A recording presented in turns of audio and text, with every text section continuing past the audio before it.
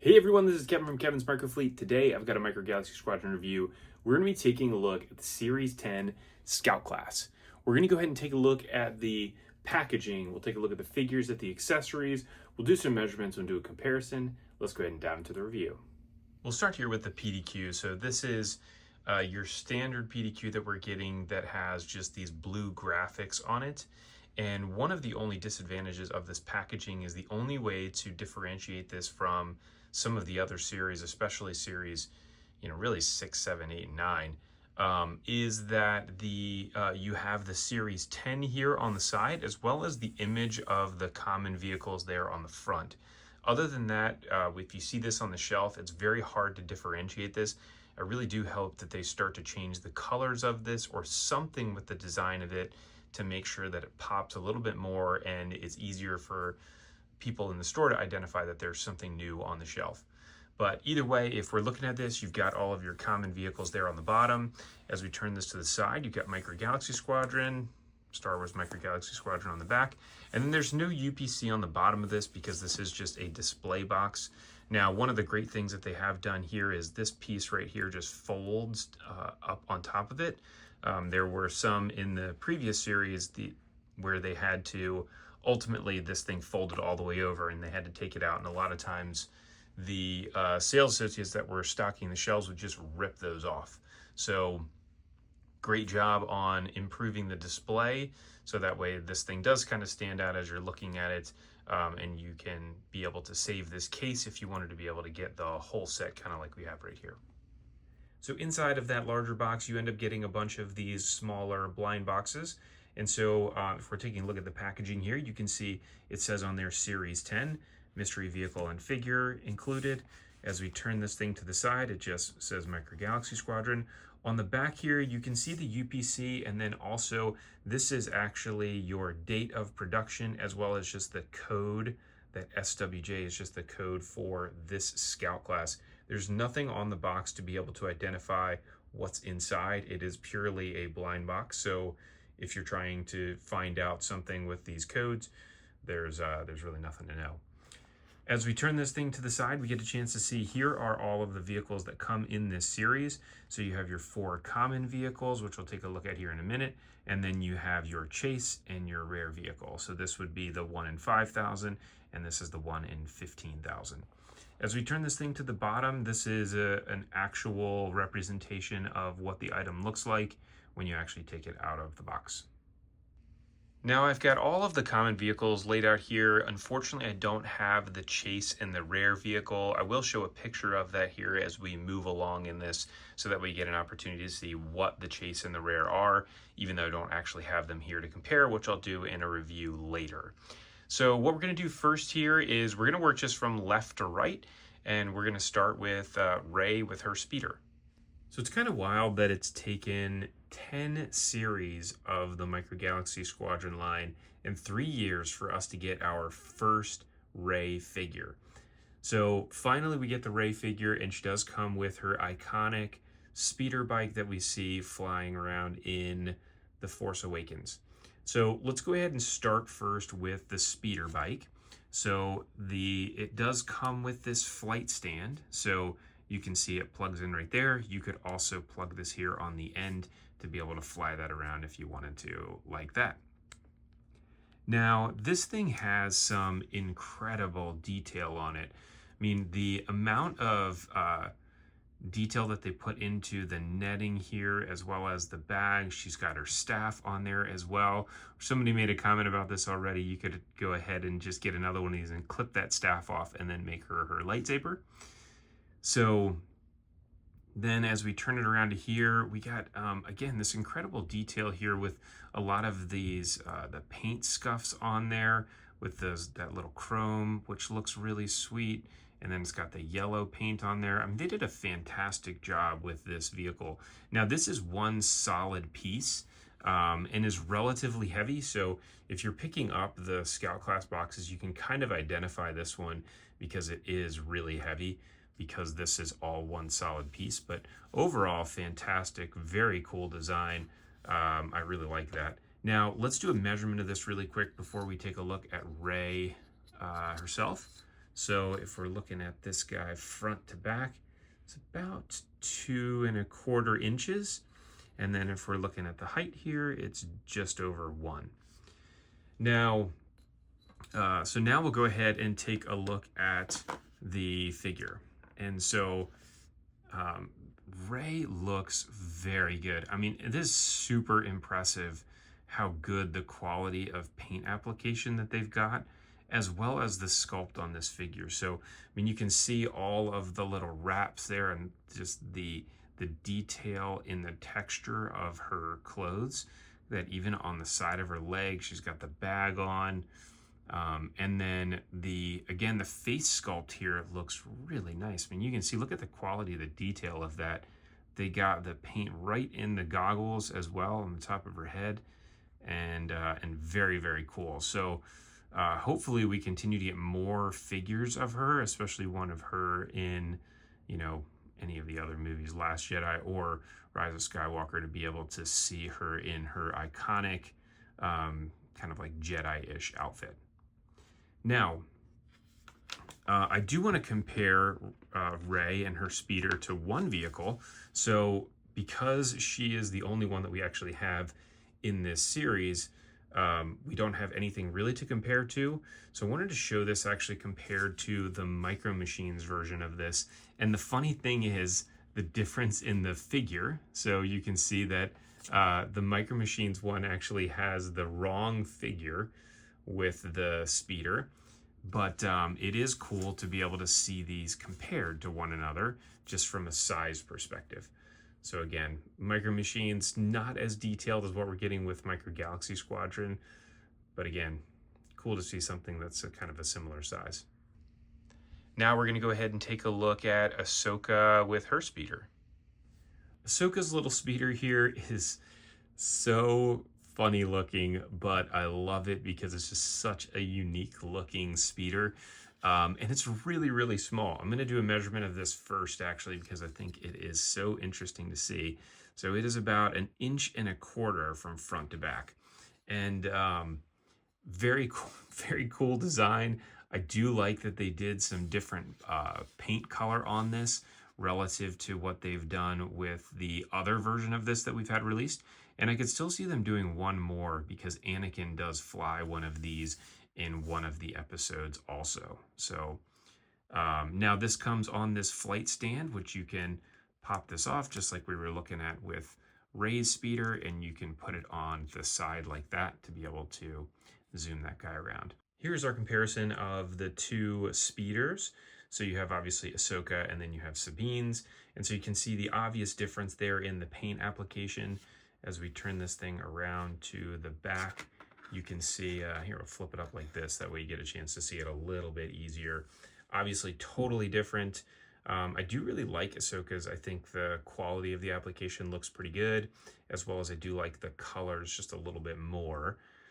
But either way, that is the difference in your speeders.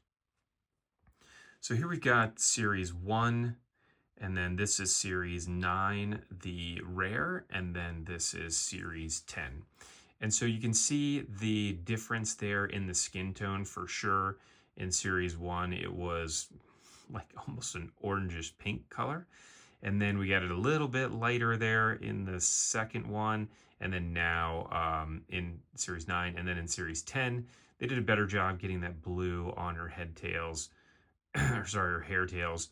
And then again, the color of her skin tone is just way more, yellow than the other version. I think the middle one looks a little bit better with the skin tone, and the Series 10 there looks a little better with her hair. Now, we do have another version of this out there also, which does have that blue color on her hair that looks a little bit better. But the sculpt, again, is the same for all of these figures, and you can see that's what it looks like there from the back. So some improvement in the quality of the paint application, which we've seen with basically all of the figures, but there are your Ahsokas. Finally, we have our last member of the Bad Batch with Crosshairs and his AT-RT. Very excited that we finally get a chance to complete the Bad Batch. It was one of those that very early on, after we got through Series 2 and 3, and then Scout Class 4, where we ended up getting Echo, that Crosshairs wasn't really in the works. And so my concern was that we would just never get him. But fortunately, here in Series 10, we finally have him. Now, he does come with his Clone Force 99 ATRT, which we can see here. And so this thing actually does have a little bit of functionality to it. So this gun here on the front will rotate, so we can swivel that. And then both of these legs actually do move, and they do pop off. So if you end up accidentally popping that off when you take it out of the package, no big deal. It's pretty easy to just go ahead and put that back on there. Now, the sculpt of this ATRT is the same as what we get with the other sculpts, just obviously it's gray and it has a different color. Now, with the ATRT, we do have another version of this that actually came with Series 2.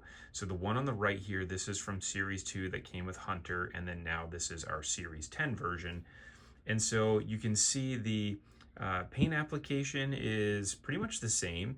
It does look slightly different just because of how it's applied. The color of the plastic is also slightly different.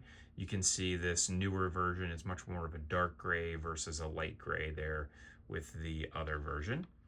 And then as we turn this thing to the side, it actually looks like the paint application here on the Series 2 version looks a little better than the one that we have currently.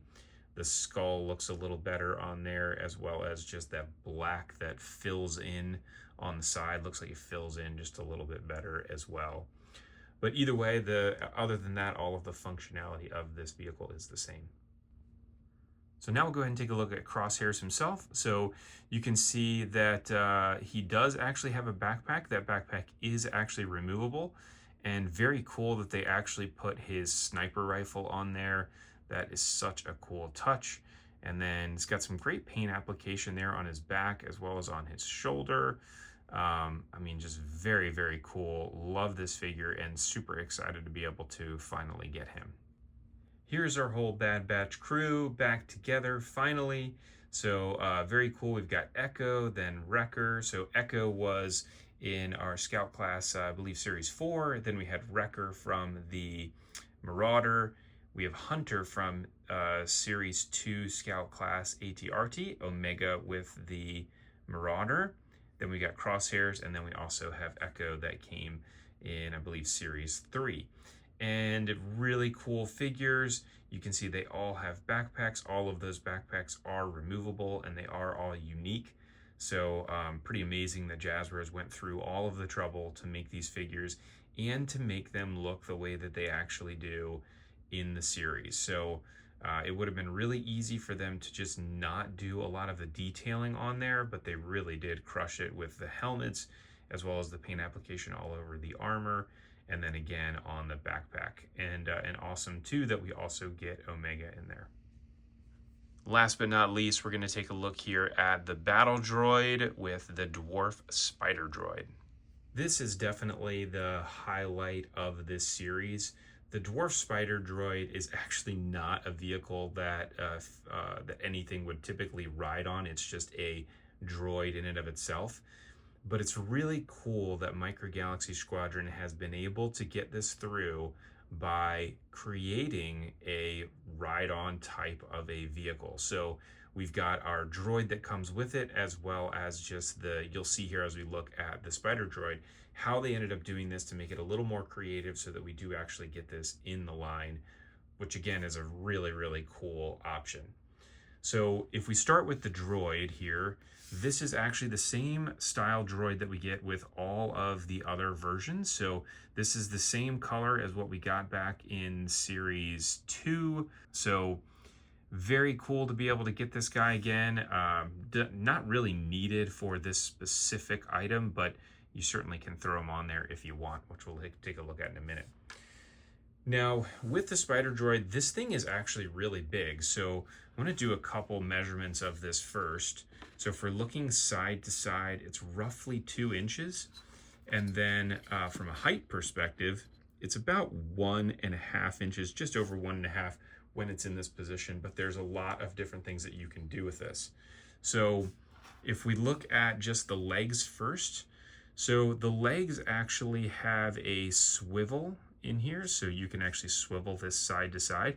And then you can see on there that there actually is also a hinge. So you can hinge this thing up and down and then swivel it side to side and be able to create a bunch of different types of poses. So we could put this thing with its legs together like that, have it stand up a lot higher, or we could just splay this thing all the way out and get it all the way down to the ground like that. Now, when it comes in the package, it comes kind of like this in order for it to be able to fit inside the box. But that's not all that this thing can do. It also has a rotating head. So we can actually spin this thing around all the way 360 degrees. And the detail that they put on there on the eyes, I love that they did this glossy finish for the eyes, because it really does, I mean, you can see just with the light reflecting off of it, it really does help to give it that feel like it's alive and that the eyes actually have lights inside of them, which is really, really incredible. So very well done.